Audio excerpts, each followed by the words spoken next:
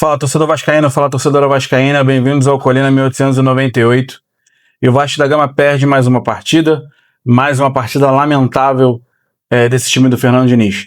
Antes de tudo, curte aqui o vídeo, comente, compartilhe, beleza? Não se esqueça de compartilhar com seus amigos, tá? Para que mais pessoas, mais vascaínos conheçam o nosso trabalho, conheçam o nosso canal e que a gente consiga cada vez mais crescer aqui no YouTube, beleza? Então ontem o Vasco da Gama enfrentou a equipe do Bahia em São Januário, mais uma derrota no Campeonato Brasileiro, mais uma derrota dentro de casa, mais uma derrota do Fernando Diniz, né? Os últimos jogos do Vasco da Gama pelo Campeonato Brasileiro são verdadeiros fracassos, são verdadeiros... falta até adjetivos para a gente conseguir elencar como tem sido o Vasco no Campeonato Brasileiro. O quão ridículo tem sido a campanha de Fernando Diniz, não só no Vasco, mas como foi antes dele sair do Fluminense, como foi no Cruzeiro e como tem sido no Vasco no Campeonato Brasileiro. Né? O Vasco, ele fez o favor no ano passado de basicamente perder um turno de campeonato, né? E por, se não me engano, por 2 pontos ou um pouquinho mais do que isso, o Vasco seria rebaixado. Né? Se não fosse aquela vitória contra o Internacional, uma vitória inesperada, uma vitória que surpreendeu a todos, o Vasco provavelmente hoje a gente estaria comentando um jogo de Série B do Campeonato Brasileiro. Então, é mais um jogo pífio da equipe do Fernando Diniz, mais um jogo pífio de Felipe Coutinho. Eu acho que todo mundo aqui do canal já sabe que eu tenho um carinho muito grande pelo Felipe Coutinho. É um cara basicamente da minha geração de idade, né? Eu sou... se a gente não tiver a mesma idade, eu sou um ano mais velho apenas que o Felipe Coutinho. E eu vi esse cara jogar em São Januário, eu vi esse cara, quando eu vi os treinamentos do Vasco, eu vi esse cara lá, né, um garoto ainda surgindo, e a gente já sabia que ele seria um jogador diferente. Porém, no seu retorno ao Vasco da Gama, isso ele não demonstra esse futebol, ele não demonstra um futebol de um cara que recebe mais de R$1 milhão por mês, é um cara que não consegue decidir e definir nenhuma partida, basicamente. Nenhuma partida importante do Vasco o Felipe Coutinho consegue decidir.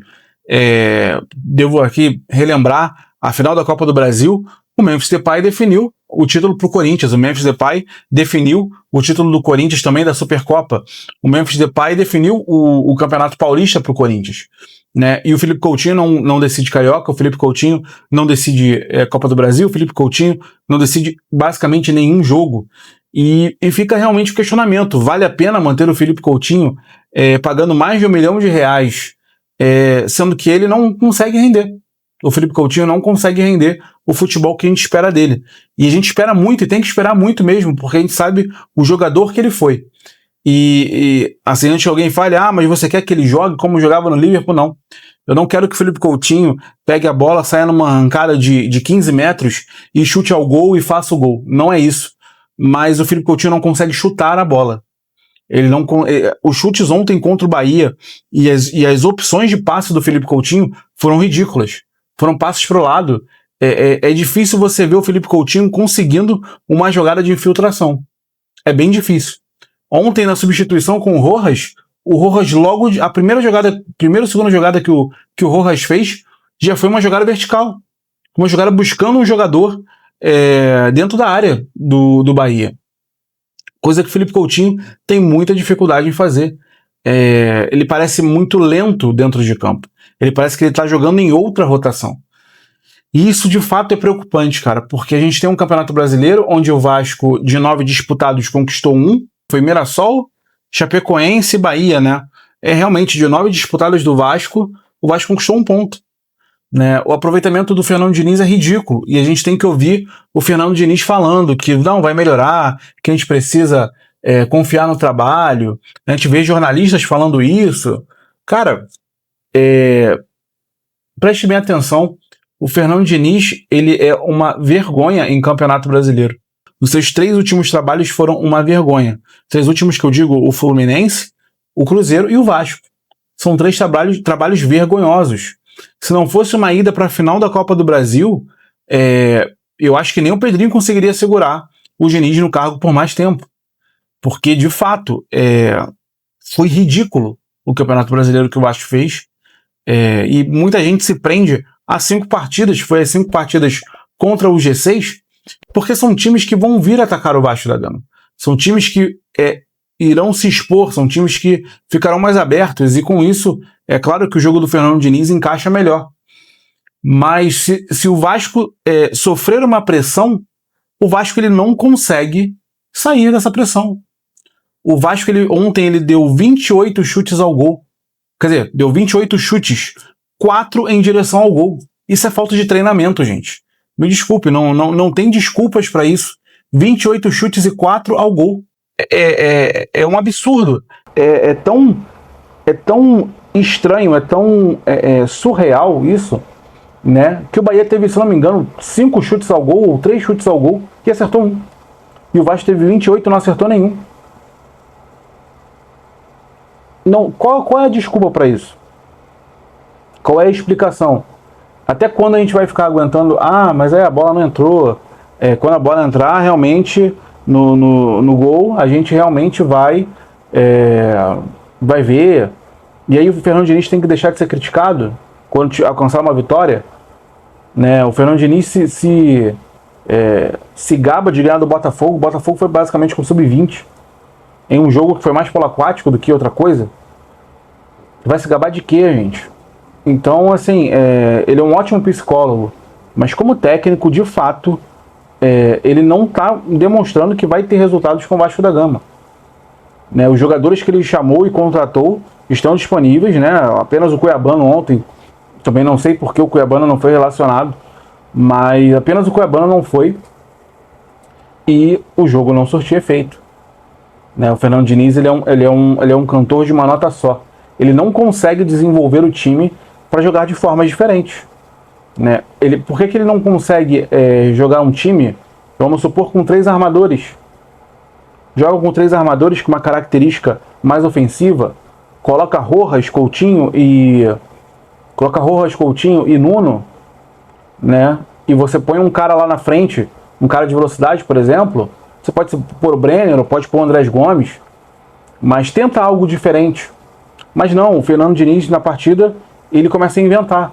Ele descaracteriza a sua equipe, ele tira um volante, coloca mais um atacante, que não surte efeito algum.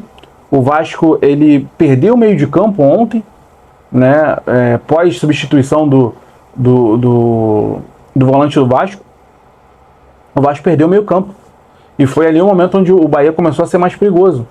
Né, e o Vasco não tinha esse jogador de ligação. Quando o Rojas entrou, ele até tentou fazer uma coisa aqui, teve passes verticais para o ataque, mas a defesa do Bahia estava muito bem plantada. Né? O Thiago Mendes sai, e o Thiago Mendes sai com a cabeça baixa, balançando a cabeça como dizendo que não. Porque, de fato, o Thiago Mendes, mais uma vez, vem fazendo uma boa partida. Ele não é nenhum gênio da bola, mas o Thiago Mendes vem sendo um dos melhores jogadores nessa equipe fraca que o Fernando Diniz vem treinando. Né? Eu digo fraca porque o treinamento da equipe é fraco. O treinamento é fraco, porque a gente vê isso no jogo. O Vasco tem um jogo fraco. O Vasco tem um jogo que, se toma pressão, ele não consegue sair dessa pressão. O Vasco não tem alternativas de mudança no meio do jogo. Alternativas táticas, né? Alternativas de peças chegaram agora, mas a tática acaba exigindo e queimando essas alterações. E é isso que vai se resumir o Vasco.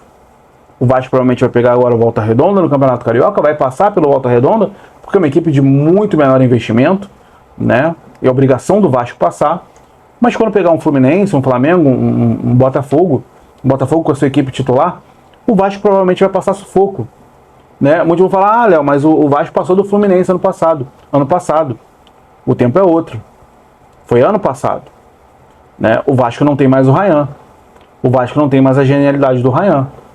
O Vasco não tem mais o Nuno, que estava no campeonato tanto brasileiro quanto Copa do Brasil, inspirado. O Vasco não tem mais o Verratti para alçar bolas na área. E o Vasco continua tentando alçar bolas na área. Como se o Spinelli ou o Brenner fossem especialistas nisso. O Vasco não tem que alçar a bola na área. O Vasco tem que fazer transições no pé, com a bola no pé. Tem que fazer infiltrações contra as equipes. Porque o Vasco tem jogadores baixos. O Vasco não tem mais jogadores altos. O Ryan elevava essa estatura. O Verratti, principalmente, elevava essa estatura. Mas o Vasco não tem jogadores altos. O Brenner não é alto. O Spinelli não é tão alto assim. Né? O Andrés Gomes, menos ainda. O Inestrosa, menos ainda. Né? O Coutinho, menos ainda. Apesar de conseguir fazer gols de cabeça. Mas a bola não vem lá em cima, vem em meia altura. Então, o Vasco ele precisa achar alternativas.